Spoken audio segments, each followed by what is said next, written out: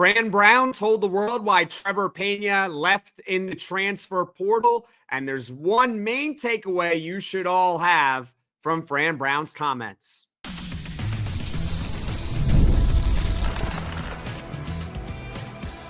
You are Locked On Syracuse, your daily podcast on the Syracuse Orange, part of the Locked On Podcast Network, your team every day. Hello, everyone, and welcome into Locked On Syracuse. I'm Jackson Holzer, and thank you for making us your first listen of every single day here on the Locked On Podcast Network. It's your team every day. We are free and available wherever you get your podcasts. And on today's show, we are going to break down head coach Fran Brown's comments on Trebor Pena entering the transfer portal, and ultimately why the all-conference wide receiver is not returning to the Orange. Was it a money play? Did Trebor Pena have questions about Syracuse's quarterback room? Plus, later on in the show, Fran Brown actually did share a health update on starting quarterback Rickie Collins, and it's actually a good one. So stick around for that part later on in the show. All that and more here on this edition of Locked On Syracuse. But before we get to everything, today's episode is brought to you by FanDuel. Right now, new customers can get $250 in bonus bets when your first $5 bet wins. So, head coach Fran Brown was on Orange Nation this morning, April 16th, to be exact. And he was very honest and very transparent, as he always is, as to why Trebor Pena entered the transfer portal. I'm glad that we got an answer. At least we can maybe sleep better at night knowing why exactly Trebor Pena left. Why did Trebor Pena leave Syracuse? It was the money. That's what it was. To paraphrase what Fran Brown told all of us this morning, Trebor Pena had a number that he wanted to stay with Syracuse football.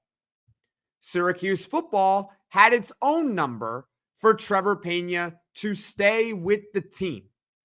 And the two sides could not reach an agreement. This was a contract negotiation eerily similar to Nico Iamaleava over at Tennessee. In fact, it is so ironic that during that podcast, talking about how Nico Iamaleava is leaving Tennessee and this relates to Syracuse, they're playing them in week 1.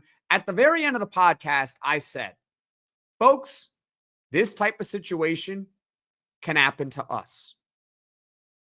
Guess what? It pretty much did. That is exactly what happened here. This was a contract negotiation, and the two sides could not reach an agreement. Now, I have a feeling, because I've been on social media for the last few days, that I know what you want me to say. You want me to probably trash Trebor Pena. You want me to probably call him disloyal, selfish, not a team player. I am sorry, folks. I understand the frustration, but I cannot get there. I really can't. Look, I think we're all in the same boat that we wish, take the messy situation out of it, we wish that Trebor Pena was still here. We wish that there was a contract agreement, because Trebor Pena is really good. He was going to be the starting slot receiver once again. He was going to be a security blanket for a brand new quarterback. And trust me, we will get into his comments about the quarterback play in the next segment. But he was going to be that security blanket. He was second team All-ACC a year ago. Trebor Pena would have helped Syracuse football next year win more games. Now he's gone. But I don't fault Trebor Pena for wanting more money. I don't fault Syracuse football for drawing a line in the sand. It just is what it is. There was no contract agreement. And I've accepted that. I don't hold ill will towards Trebor Pena. I don't think he's a bad person. I don't think he's not a team player or disloyal. I don't think that. He would have stayed with Syracuse football had Syracuse football been willing to match whatever he wanted. Evidently, they weren't willing to give it to him. I don't fault Syracuse football for having a line in the sand. They set a number for Trebor Pena, and Pena wanted more. Adios. That is essentially what happened. And there may or may not have been tampering as well behind the scenes with other schools. Trebor Pena, as Fran Brown kind of alluded to, might have had another school or two checking in on him, saying, hey, we know what Syracuse is offering you. We know what their line in the sand is. We'll give you more. And we'll just keep going. If they want to up their offer, we'll just keep going higher and higher and higher. To the point where Syracuse, at some point, you just have to say no. We can't do this. Fran Brown actually said in the interview that they had more money. They just chose not to spend it, which I understand. Again, at some point, you have to draw a line in the sand and say, this is our value for a player. If he wants more than that, there's the transfer portal. Trebor Pena wants more money. Good for him. Good for him. But I'm not faulting him. I don't hate him. I don't think he's not a team player or that he's disloyal. He wanted to be paid. It's as simple as that.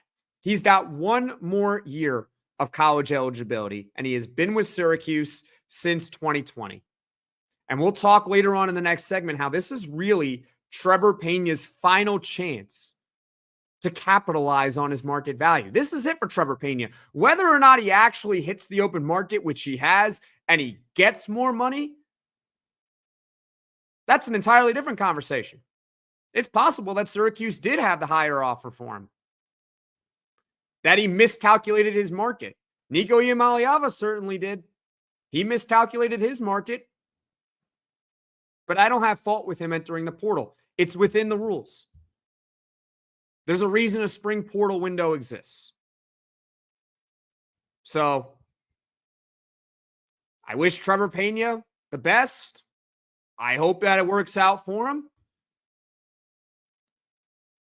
That's it. It was a messy contract negotiation. He wanted more money, and Syracuse was not willing to give him. If you're looking for blame, blame the system that's already in place that allows this stuff to happen. You can blame me for creating the system if you know, you know. But I'm not blaming Trebor Pena, and I'm not blaming Syracuse football. It's just unfortunate, and it's the new reality. When it goes our way, we celebrate Nathan George committing to Syracuse basketball, Donnie Freeman, J.J. Starling staying with Syracuse basketball, Kyle McCord transferring from Ohio State to Syracuse football. We celebrate when it goes our way, but when it doesn't go our way, we throw a fit. I'm not doing that. I am very consistent with my belief. So coming up, Trebor Pena certainly ruffled some feathers because Fran Brown, he had some comments as to Trebor Pena questioning some quarterback play. Was Trebor Pena really questioning the quarterback play, or was this all an attempt to get more money? Let's talk about it next on Locked On Syracuse. Scaling your business requires the right expertise at the right time. With Upwork, you can find specialized freelancers in marketing, development, design, and more. Experts ready to help you take your business to the next level. Upwork gives businesses flexibility by connecting them with top freelance talent across multiple industries, including IT, AI, web development, and marketing. Whether you need extra hands for a project or a long-term partner, Upwork makes hiring simple and affordable. Posting a job is free and simple, and within a day with multiple qualified candidates to choose from. Visit Upwork.com right now and post your job for free. That's Upwork.com. UPWORK.com, Upwork.com to connect with top talent and grow your business today. In Fran Brown's interview, telling everyone why all-conference wide receiver Trebor Pena entered the transfer portal, he said that Pena questioned the team's quarterback play to Fran Brown. The specific quote was, "How do you know Rickie is going to be good? He's super talented, but would he be good next year and not this year?" That is apparently what Trebor Pena said to Fran Brown, I'm assuming during this contract negotiation. For those that are unaware, Trebor Pena has one more year of college eligibility remaining. Okay, so if Rickie Collins is not good this year, but he's good the following year, that does not help Trebor Pena. All right, let's set the stage for this. But here's my takeaway. I think this was all just leverage. I think this was a leverage play for Trebor Pena to get more money. Simple as that. Trebor Pena is, in my opinion, trying to make the case that he should be paid more because the quarterback play is inexperienced, and he believes that, hey, Syracuse, you need me. You need me, Syracuse. I'm your starting slot receiver. I was all conference a year ago. I'm a team captain. Your quarterback is inexperienced. You should therefore be willing to pay me more money, or what I am asking for, especially because I can enter the transfer portal.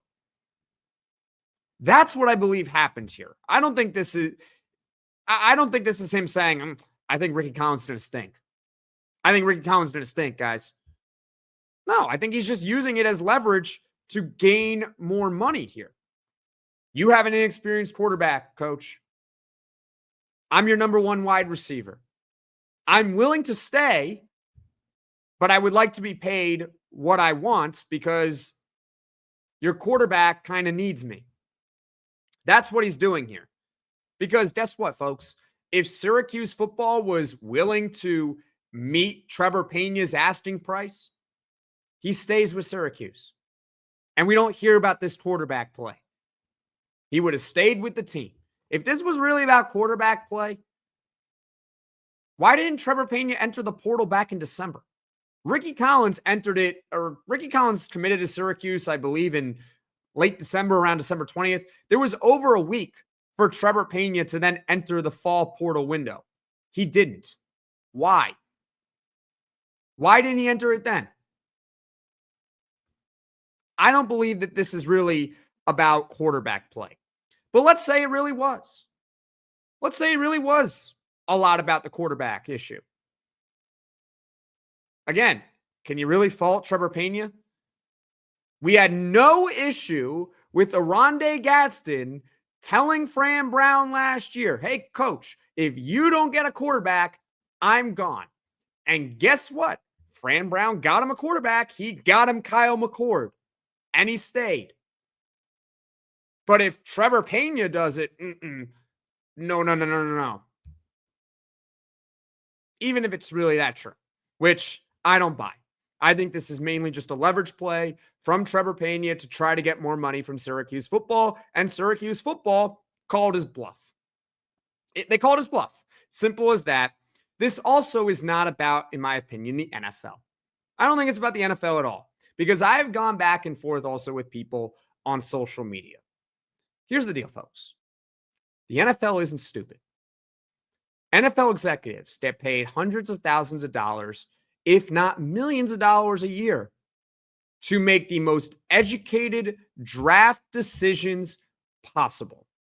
I can assure you that if Trebor Pena were to return to Syracuse next year and Rickie Collins throws to an open Trebor Pena and the pass is 4 feet over his head, he can't catch it, NFL executives are going to know.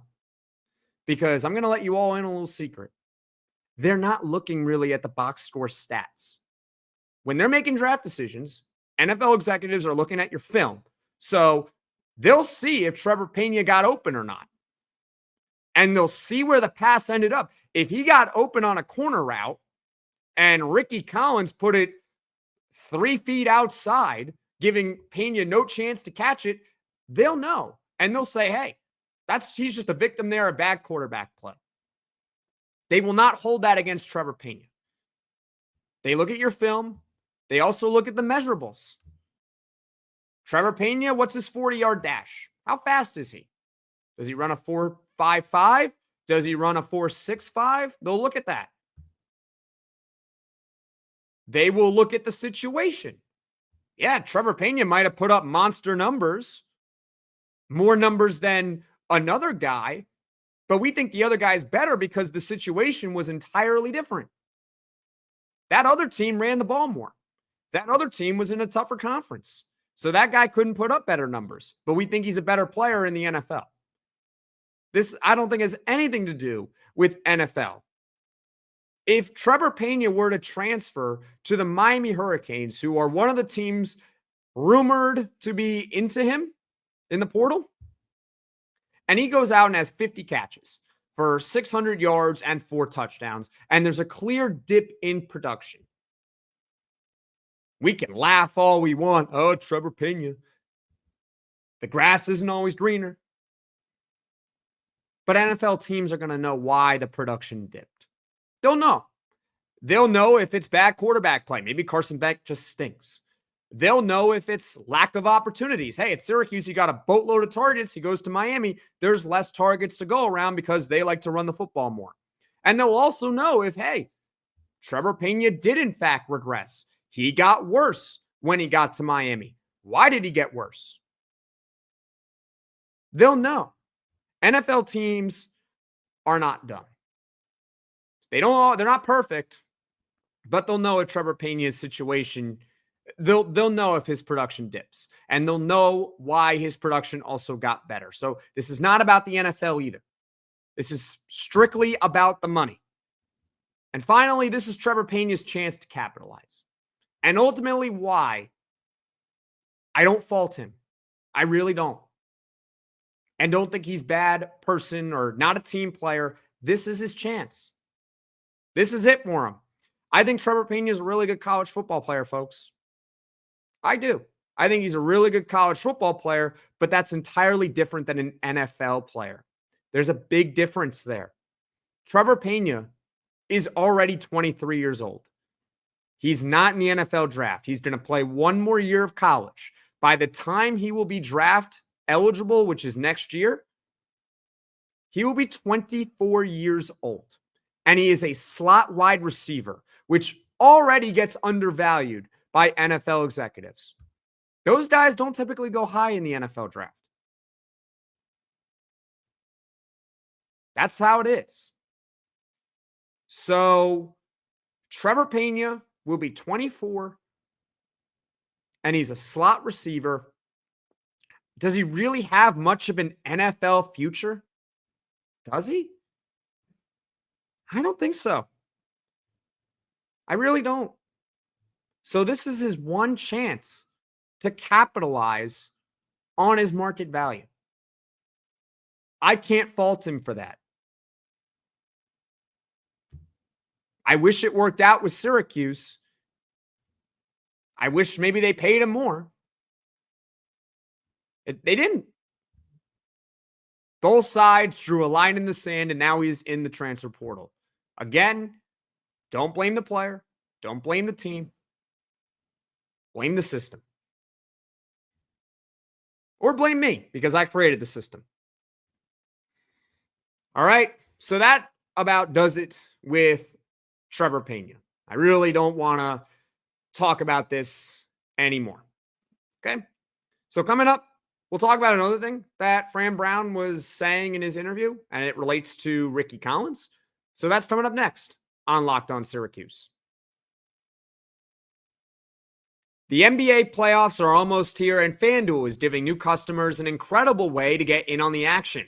Right now, when you join FanDuel and place your first $5 bet, you'll get $250 in bonus bets if your $5 bet wins. I love how FanDuel makes betting so easy, whether it's picking my favorite team or diving into player props. Plus, after the game tips off, you can even combine live prop bets into a same game parlay for a chance to win big. Don't miss out. Head to FanDuel.com and claim your $250 in bonus bets today. On a brighter note, Rickie Collins, Syracuse's starting quarterback for the 2025 season, according to Fran Brown, should be good to go for this summer. That was another big takeaway from what Fran Brown was saying earlier today, April 16th, on Orange Nation. The reason why that's significant is because, for those that don't know, Rickie Collins did not play in Syracuse's spring game. And the reason he didn't play is because he was nursing a hand injury. So it's fair to wonder, is he going to be healthy and ready to go for the summer? And the good news is yes. With that being said, there are two more other significant takeaways from what Fran Brown was saying. All right. Number one, he actually confirmed this. Syracuse is looking for a quarterback with experience in the transfer portal, and his words match up with the actions of Syracuse over the past few days, because if you've been following along, the Orange recently had in Georgia State quarterback Zach Gibson in for a visit. I believe I read to you the stat on the podcast earlier this week that he's thrown over 600 passes in his collegiate career. It makes sense because when you look at Syracuse's quarterback room right now, Rickie Collins has no starting experience, actually. Jakari Williams has never thrown a pass. Luke Carney's never thrown a pass. Rich Bellin has never thrown a pass. And you just lost Michael Johnson Jr. You're one guy really in the room with a lot of experience, albeit he also has not thrown a lot of collegiate passes.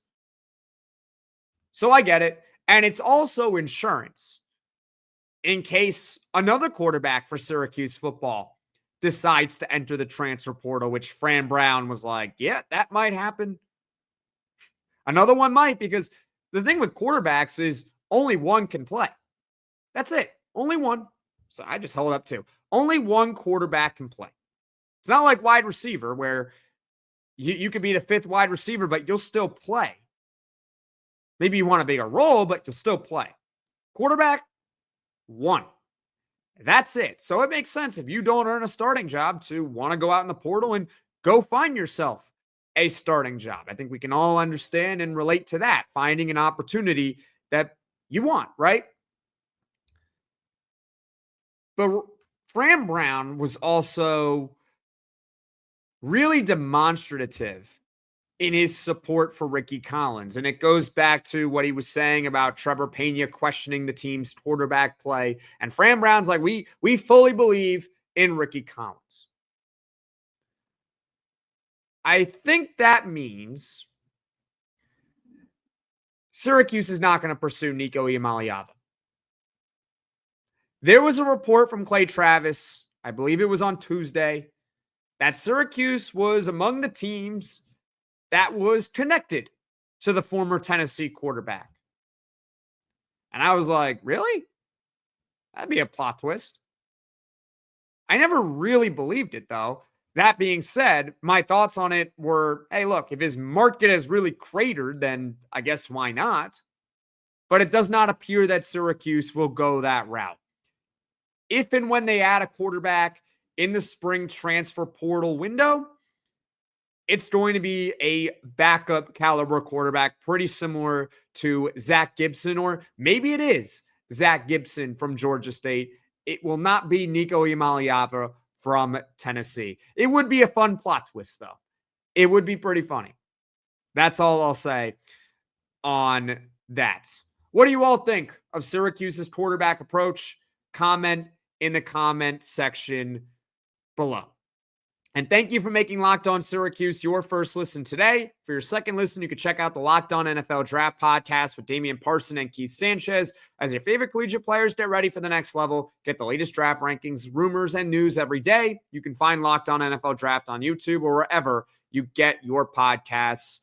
Folks, coming up on the show, probably going to talk about Syracuse's transfer portal needs, specifically the football team, because the spring portal window just opened up today, April 16th. So that's what you have to look forward to here on Locked On Syracuse. Folks, thank you all so much for watching. Thank you all so much for listening. If you like this podcast, be sure to hit that like button. If you really enjoy the podcast, be sure to hit subscribe. Tell all your friends about Locked On Syracuse so this channel can grow and reach all Syracuse Orange fans. And I will see you all again soon.